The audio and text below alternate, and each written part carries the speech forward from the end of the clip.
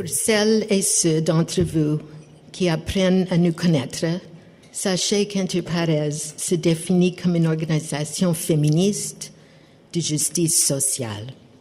Nous travaillons en solidarité avec plus de 100 organisations homologues en Asie, en Afrique, en Amérique latine et au Canada pour construire la paix, faire avancer la justice et mondialiser l'égalité.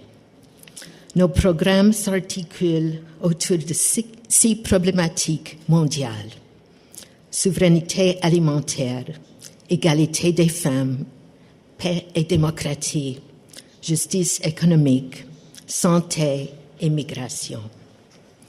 L'année dernière aura été marquée par plusieurs faits saillants, notamment l'octroi, en novembre 2015, d'une subvention de 5 ans à notre programme Démocratie inclusive en Birmanie par Affaires mondiales Canada. Il s'agit d'une vaste initiative pour soutenir l'action de nos homologues dans le domaine de l'environnement, des droits de la personne, des médias, du développement communautaire, de la santé, des droits des femmes et de l'aide humanitaire. Ce programme puise ses racines dans les décennies d'action d'Interpares auprès de ses homologues de Birmanie.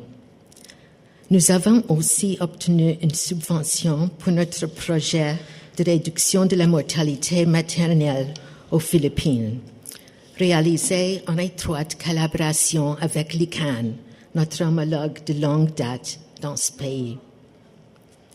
Ces subventions nous permettent d'élargir notre champ d'action. Cependant, il est utile de rappeler que nos donateurs individuels, qui sont d'ailleurs nombreux dans cette salle aujourd'hui, et les fondations qui nous soutiennent, contribuent de manière importante à notre action auprès de la majorité de nos homologues. À toutes celles et ceux qui permettent à Interpares de maintenir son indépendance et sa viabilité, nous disons merci. Il n'y a pas de dons trop petits, ni de donateurs trop jeunes. And just to emphasize that point, thank you all for your support. There is no donation too small and no donor too young. You can see what demographic we're going after. Nous vous invitons donc à lire notre rapport annuel, à vous rendre sur notre site web, où vous pourrez lire nos cybernouvelles, bulletins, présentations ou encore regarder nos vidéos. N'hésitez pas non plus à discuter avec les différents membres de l'équipe ou du conseil d'administration au sujet d'Interpares, de sa mission et de sa vision de la solidarité et de l'action solidaire. I have the privilege this evening of announcing a new initiative in honor of our former colleague and friend, Peter Gillespie, who died on May 22nd, 2015. Peter worked at Interpares for, now I was going to check, was it 30 or 25? It was 25 years.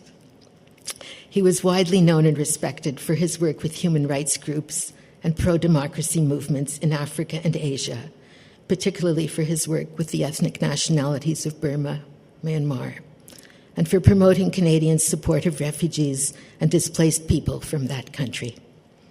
He was a man of great integrity, eloquent, visionary, always ahead of the curve, as in his work on tax justice. And tax evasion has, of course, become a hot issue this year with the Panama Papers. Peter was the keynote speaker at Interpares' 35th anniversary, and I, and I'm sure many others, often go back to his talk for inspiration. It is on the Interpares website. As he said about what Interpares does, we try to shine a light on what is happening to the most marginalized people in the world, and we try to support their own efforts in seeking safety, security, and justice. This year, Interpares has committed to launch the Peter Gillespie Social Justice Award. This annual award will be presented at this time each year to recognize organizations that Peter might have characterized as crackerjacks, organizations that are pushing the envelope, taking risks, and being creative in their work for social justice. Peter nominated some of our counterparts for awards over the years, recognizing that singling out individuals or just one organization can sometimes be too simple or problematic. But he also knew that recognition from an award can help provide some safety for activists, as well as open some heavy doors. Awards also provide us with an opportunity to collectively celebrate, to pause, reflect, and acknowledge significant accomplishments before we dive back into the fray. Inter Pares staff will be working out the details and nominations process in the coming months, so please watch for more information. And we look forward to presenting the first award at the Speakers Series next year. I would like to acknowledge that Peter's wife, Lulama Tobu Gillespie, and his sister Karen are here this evening.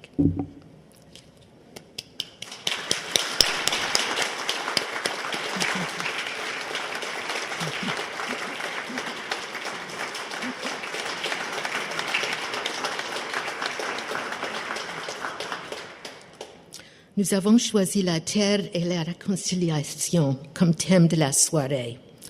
À l'heure actuelle, le Canada s'est engagé dans un processus de réconciliation avec les Premières Nations, les Inuits et les Métis, en se penchant sur les terribles séquelles des pensionnats et de la dépossession des terres, de la culture, de la langue et de l'identité.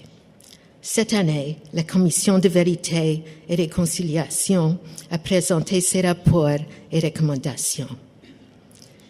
Il nous incombe désormais de prendre connaissance de ce qu'il s'est passé, d'écouter les récits avec une attention renouvelée, de reconnaître les effets profonds et durables de bouleversements si cruels, tout en saluant la résilience des victimes qui n'ont jamais perdu espoir, pour enfin agir ensemble.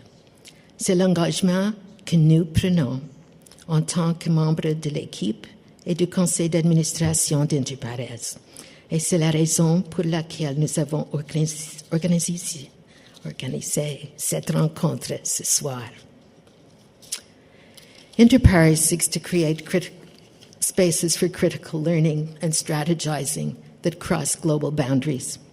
Together, we identify the deeper commonalities, including the global processes at work, and explore what can be learned from the rich specificity of different contexts. Several of us, staff, board, long-term supporters, and 2 youth delegates, participated in an Inter Pares solidarity tour to Guatemala this past February. We spent almost all of our time in the Western Highlands, meeting with organizations supported by Project Counseling Service, our counterpart in Guatemala, and hearing about past and current struggles in the post-conflict era. One of the highlights for us was attending the Sepruzarco trial, the first trial on sexual violence during armed conflict in Guatemala, and the first to be held in a national court. Inter Pares has supported the decade-long process of bringing the perpetrators to justice, and our delegation were privileged to meet with the 14 Mayan Quechua women who had the courage to come forward and testify about sexual slavery. And the previous delegation in 2014 had also met with the women, so they were very trusting of us because they had met others. We were back in Guatemala City when the guilty verdict was read, and the 2 military officers on trial were sentenced to over 300 years in prison. As we learned from our discussions with our Guatemalan counterparts, reconciliation is a very long process. It requires justice, an acknowledgement of crimes committed, and reparations to address the dispossession from land and poverty that resulted. It also requires remembering from one generation to the next, through exhumations of mass graves and reburials so that family members can be given the respect they deserve, memorializing through murals, archives, and spaces where torture occurred. We also laughed with our new friends, enjoyed meals together, played with children, and experienced hope. That, too, is reconciliation. J'aimerais maintenant vous présenter Jean Sims, notre modératrice pour la soirée. Jean fait partie du programme Afrique d'Inter Pares et du groupe thématique sur la justice économique. Elle s'intéresse particulièrement à l'extraction des ressources naturelles et la justice fiscale. Dans le passé, elle a travaillé au sein de l'équipe Amérique latine, où elle s'est penchée sur la problématique des réfugiés et des personnes déplacées par la violence politique. Elle a travaillé à l'élaboration des programmes d'Inter Pares au Pérou et en Colombie, notamment les premiers programmes axés sur la construction de la paix et sur la violence sexuelle contre les femmes dans les conflits armés. Jean, merci.